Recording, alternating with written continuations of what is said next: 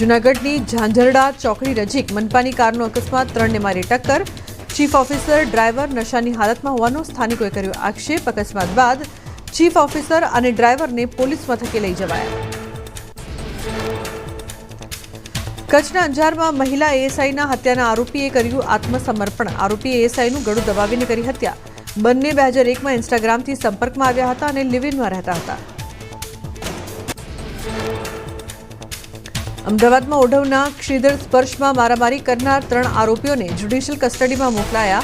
જ્યારે એક મહિલા આરોપીને નામદાર કોર્ટે આપ્યા જામીન. આરોપીઓએ ભેગા મળી ભજન કરી રહેલી મહિલા પર કર્યો હતો હુમલો. વલસાડ જિલ્લામાં ઘરફોડ ચોરી કરતી ગેંગ ઝડપાઈ. સોનવાડામાં થયેલી દાગીના સહિત 5 લાખની ચોરીનો ભેદ ઉકેલાયો. એક સોની વેપારી સહિત ચોરી કરનાર અન્ય 3 આરોપીને ઝડપી પોલીસે ચોરીનો મુદ્દામાલ કર્યો રિકવર. સુરેન્દ્રનગરમાં કાર્બોસેલની લીઝ મામલે નાયબ કલેક્ટરે હાથ ધરી ચેકિંગ. સોનગઢ અને જામવાડી ગામમાં સ્ટોક રજિસ્ટર, વેસ્ટ માલના નિકાલ અને મજૂરોની સેફટી સહિતમાં ગેરરીતિ ઝડપાઈ. સ્થળ પરથી 80 લાખથી વધુનો મુદ્દામાલ જપ્ત કરાયો. વલસાડ જિલ્લાના વાપીમાં ઓનલાઈન સટ્ટા બેટિંગ જુગાર નેટવર્કનો પર્દાફાશ. બરીઠા કોડીવાડમાં એલસીબીના દરોડામાં ગેમિંગ જુગાર રમાડતા 21 આરોપીઓ ઝડપાયા. 46 લાખનો મુદ્દામાલ જપ્ત કરી 3 ફરાર વ્યક્તિને શોધવા શરૂ કરી તપાસ.